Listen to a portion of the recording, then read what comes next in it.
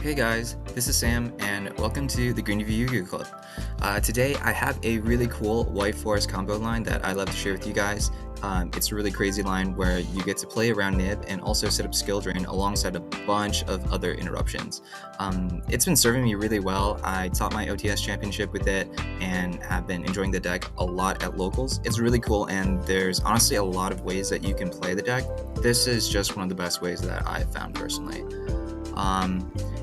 This deck definitely has a lot of potential, and we'll see, given future ban list or new support, how good it will end up being, but it definitely has the pieces to be a really solid deck. And so basically for this video, I kind of want to go over the main line that I use when going first, alongside some technical play and sequencing tricks. I see sometimes people playing into Nib or playing into Bistils when those can be played around, so I'd like to go over a couple of those sequencing ideas that you want to keep in mind when you're going first with this deck. And then at the end of the video, I'm going to show off my deck profile and show kind of the theory that I have so far, discuss some of the new ideas, and we'll see what we can build on from there. But yeah, if you guys would like to see more of these videos, please like, comment, and subscribe to the GVYC channel. And yeah, with that said, let's get into the video. To start with, we go with Toy Box and activate its effect. This is going to allow us to place the soldier and the tank to the small trap zone. Then we're going to go normal summon a Stellar, and then use this effect to send the soldier to the graveyard. So this is how pretty much every single combo starts.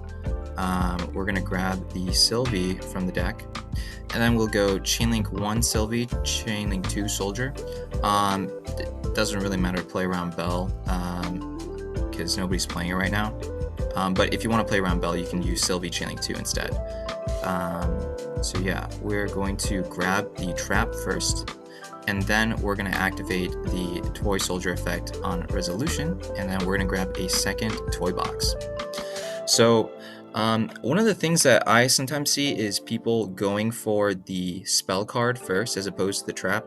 Oftentimes I think the right way to sequence it is that you go for the trap first, because even if you get stopped later on into the combo, if you have the trap card, you can still Book of Eclipse their monsters, and the trap is still, a good card to send.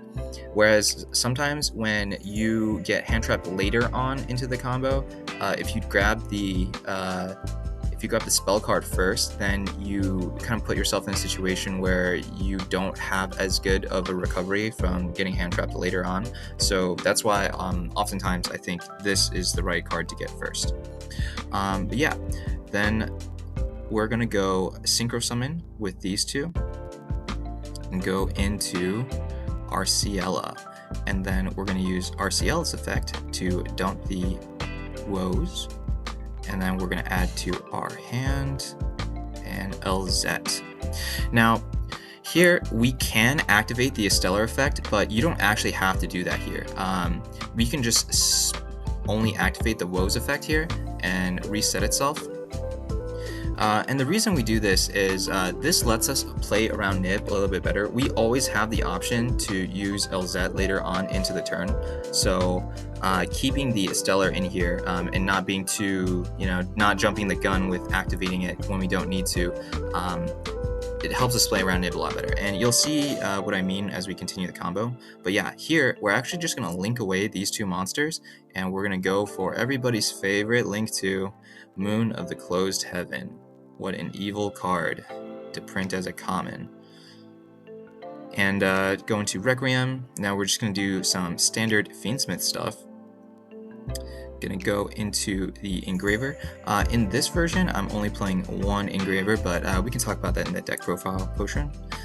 Yeah, now I'm going to equip the Engraver, and that sets us up for a Necro-Equip Princess. Necro-Crypt Princess is really nice in this deck. Oftentimes, the fact that this is like a dark level 6 is kind of nice. You can get into some grind games where using this to always be able to access a dark level 6, and then having a light makes a really nice Chaos Angel. But yeah, now I'm going to go Engraver effect to shuffle back, and then Special Summon itself. Then we can overlay these two cards into M7. Now, if they nib anytime, before we use LZ, then we basically can recover completely from the nib. The LZ can trigger search a Rusia, and the Rusia can trigger to search or to send, and then that triggers a stellar. So basically, we are completely set up to play around nib already. Now we're going to use the Ptolemy effect to add this back to hand. And then we're going to discard it again, and we will grab the Fiendsmith Tract, which will grab us the Lurie. So yeah, let's link these two away into Sequentia, and then Sequentia's effect is going to shuffle back and shuffle back. And now we will get the Lacrima. Lacrima is going to use its effect on summon to grab the Fiendsmith Engraver. And now we can overlay these two cards for Beatrice. And then Beatrice here is going to detach the Engraver. Doing it this way, you get to send the Lacrima and the Sequentia to the graveyard at the same time. So that's why I detached the Engraver first. And now I'm going to dump the evil card, Skill Drain. Ban it, ban it, ban it. But if it's not banned and it's searchable, then I think you're just supposed to play it then. Next, we're going to go Rusia effect, shuffling back the Arciella, and we're going to revive her. And this is the last point your opponent can nib, because after this, you just go into Appaloosa. Now, even if they nib before that point, like I said, you have the LZ, you have a toy tank still, you have another toy box, you have a stellar in the graveyard that hasn't used its effect. So, I mean, you have a lot of things going for you, even if you do get nibbed. And so that's why I like sequencing things in this way. The Lacrima is going to shuffle back Sequentia, and that's going to burn for 1200. Okay, so now that we have made an Appo, for 3 materials, and actually it's really cool because we search Skill Drain. It's actually totally fine to make an Appo for 3 materials, because if they ever talents take away the Appo, you always have Skill Drain to turn it off. So having that 3-mat 2400 attack Appo is pretty nice. But yeah, now we are going to use the LZ effect to send the toy tank. That is going to special summon itself, and it's going to grab a... Where is my Rusia? Right here. And then I'm going to trigger the effect of Toy Tank here. Important to remember that you actually can't trigger a Stellar here. A Stellar needs a spell or trap card to be sent for the cost of a monster's effect. And Toy Tank, it is a monster card, even if it's being treated as a spell or trap. So yeah, that's an important one to remember. Here, I'm just going to activate the effect of Rusia to special summon itself. And now Rusia is going to dump the toy box, and that's going to draw us a card. So I'm just doing a nib. And that effect is what triggers the Stellar to revive itself. So now here, we're just going to go a Stellar plus the Rusia into Arciella again. And then we're going to link LZ, or synchro them away to make the Diabell. And now Diabell effect here is going to go ahead and grab back that Skill Drain. Then you can go effect of Rusia to shuffle this back and special summon itself. Then you can link these 2 cards away and make an IP Masquerena. I'm going to activate the toy box here, and then this is going to reset the toy tank. And I'm going to grab the soldier from our deck, just to deck them a little bit.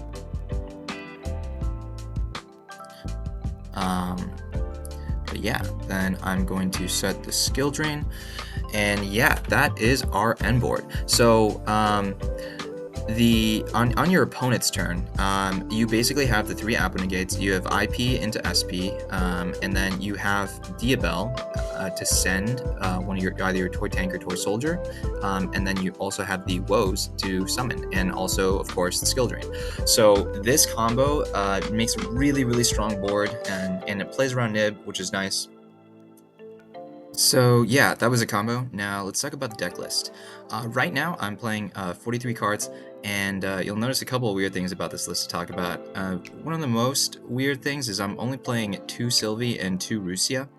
The second Rusia comes up because it's a second card that you can special summon from your hand. In grind games or just past turn 3, there's times where you're not always able to use the effect to loop back and shuffle, or you are already using those bodies for something else. In those situations, it's really good to have a special summon, free special from your hand that can be searched with LZ, because LZ always brings itself back to hand. And then playing the third Sylvie, I didn't feel like it was really necessary because Sylvie by itself is not the best normal summon. It doesn't combo with anything unless you already have other stuff, if you open a very strong hand. And then either way, you would still rather normal summon the Stellar anyways. So I didn't feel like cutting Sylvie down to do really affected the consistency of it that much. And so yeah, that's why I'm playing this 2-2 ratio. The second Rusia is definitely nice. And then the other cards I'm playing in this deck that are kind of funky is the Sengenjin and the Golem and the Wedju Temple. So this Millennium package, and then also alongside it, the 1 Engraver, 1 Lurie, 1 Tract. At the OTS Championship that I played in, I was playing 3 Engraver because it was such a strong extender, but I realized that when you're playing with the Necro Equipped Princess, you don't actually get a free spell or trap card to search, or to, send for your whiteforest effects when you use the Engraver combo, because oftentimes you're not, you don't always draw these cards. You usually have to use Moon of Close Heaven to get to it. And then basically you get the same thing out of it if you draw the Millennium cards, but because you get 2 free bodies off of these, but then you also get a free spell trap card with the Wedju Temple. So in terms of superior extenders, these are just way better. And the cards that pay life points in your deck are, you pay 2,000 for each of these, and then you pay 1,000 for the skill drain. However, that leaves you with 3,000 life points left, and so there's nothing in your deck that they can really Mourner and kill you with. So and this isn't the runic version, so you can always summon a Severa, book stuff, and poke and deal damage back. So I didn't feel like the life points was too much of a consideration. These cards are very strong as extenders, and it's definitely a little bit better than just running 3 Engraver, for example, because you do get that extra spell or trap card to send for a whiteforest effect. And these cards are also very strong beaters that function under skill drain too, so they give you a little bit more push, especially in grind games where another player doesn't have that many resources. There's a couple considerations in the main or in the side or extra deck that you can make. One of those is to play the Diezere, but I think that everything in this list kind of is there for a purpose. For example, Zapper Shrimp. This card, I've considered cutting it, but it's really strong, especially into Tempai. You're able to go Diabell when they activate the field spell, and then summon the Zapper Shrimp and it pops the field spell, and then you can, if they have the second one, you have the Chaos Angel. So with these cards, and then also the IP and the SP, you have a lot of removal effects alongside your negates with Apo, your Floodgate with Skill Drain, and your double books with the Silvera and the Woes. So you have a lot. You have a lot of different types of interactions with your opponent when you end on the combo that way. When you decide to play that deck that way. Now, objectively, probably Runic is the strongest right now before ban list, but with that said, this version is also very strong, and you can see in the side deck I'm playing lots of searchable trap cards that are very, that are just game winning on their own. If you go against Tempai, you can set up the D barrier. Playing against Snake Eye, you can set up Rivalry. And then it goes in this last one. This literally could be anything, whichever card you choose as a going first card. I would just recommend not playing the Different Dimension Ground, because that has a little bit too much anti-synergy with this deck. But yeah, that's the deck profile and the combo video. If you guys enjoyed it, I would really appreciate if you liked, comment, and subscribe to the GVOIC channel. And yeah, if you'd like to see more of these combo videos for various decks or more white forest combos, please let us know in the comments below. Thank you guys, and we will see